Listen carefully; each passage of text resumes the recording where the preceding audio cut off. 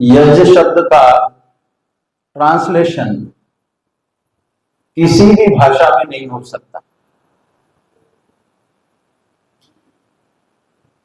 दुनिया में ऐसी कोई लैंग्वेज नहीं है जिस लैंग्वेज में यज्ञ शब्द को हम परिभाषित कर सकें। कुछ शब्द ऐसे हैं संस्कृत के जिनका किसी भी भाषा में अनुवाद नहीं हो सकता। जैसे धर्म शब्द के लिए रिलीजन लगा देते हैं, वो गलत है। ऐसे ही यज्ञ शब्द के लिए सैक्रिफाइस का प्रयोग करते हैं, लेकिन वो भी गलत है। और वेद में पशु हिंसा की जहां जहां बात कहीं आई नहीं है, लेकिन हमारे सारे जो बाहर के विद्वान हैं उन्होंने सैक्रिफाइस का अर्थ किया है पशुओं को मारना, जबकि वेद में कहीं भी पशुओं का ऐसा वर्णन नहीं है कि जिसमें मार करके उसकी आहुति दी जाए। पर यह गलत परंपरा चल रही है। आज भी देखो बलि चढ़ाई जाती है, कितनी जगह देखो आप। नेपाल में एक मंदिर है ना, कौन सा, पशुपतिनाथ मंदिर, वहां रोज कहते हैं बलि चढ़ती है। और मैं एक बार गुवाहाटी गया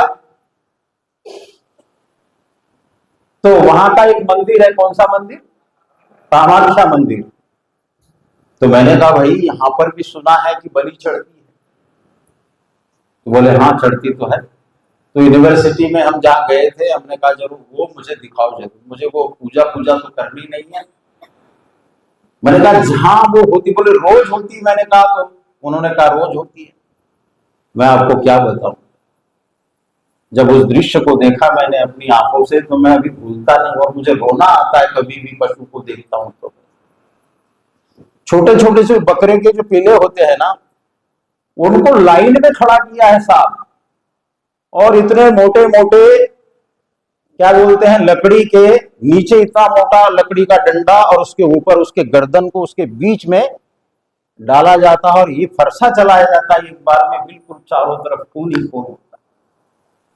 मैंने अपनी आंखों से देखा, और वो खून चारों तरफ लथपथ हो जाता है, और उस खून की बलि जो है उस देवी को चढ़ाई जाती। कब बंद होगी ये परंपरा इस देश के अंदर से?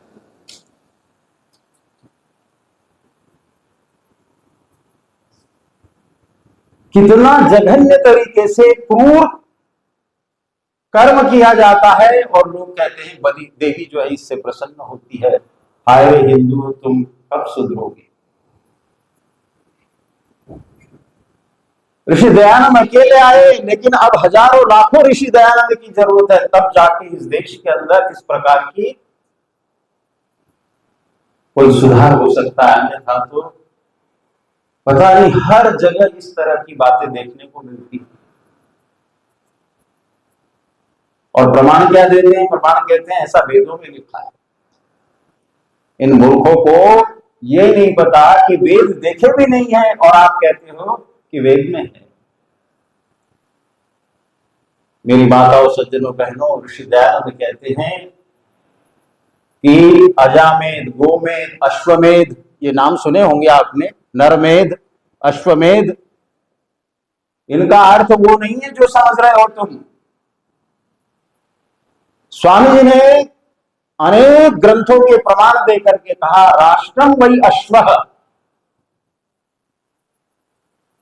राष्ट्र की संज्ञा अश्व उसको कहा गया है। राष्ट्र की उन्नति के लिए एकजुट होकर के जब दुनिया के सब लोग या राष्ट्र के लोग राष्ट्र के प्रति समर्पण की भावना रखते हैं, उसका नाम है अश्वमेध। अश्वमेध का मतलब यह नहीं है कि घोड़े को काट करके उसकी आहुति दी जाए। अजमेध का अर्थ वो नहीं है कि बकरी को मार करके उसकी आहुति दी जाए। नरमेध का अर्थ नहीं है, कहीं कहीं तो पुरुषों की और इंसानों की भी बलि दी जाती है, आपको पता है। अभी जो नासिक के अंदर व्यक्ति पकड़ा गया है, उसने जो भी कुकर्म किए हैं उसके साथ साथ क्या कहता है कि आपके घर की समस्या का समाधान तब होगा जब किसी बच्चे की नरबली दी जाए।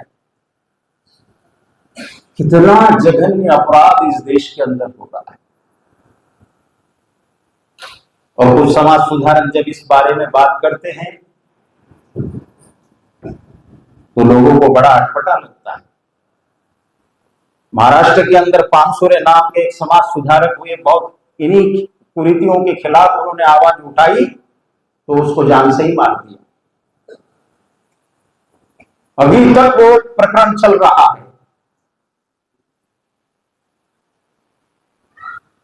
मैं इसलिए कहता हूं आप सबसे, आर्य समाज की शरण में आओ, स्वामी दयानंद के शरण में आओ। आपको कोई दिशा दे सकता है ठीक ठीक तो केवल आर्य समाज और महर्षि दयानंद के सिद्धांत दे सकते हैं।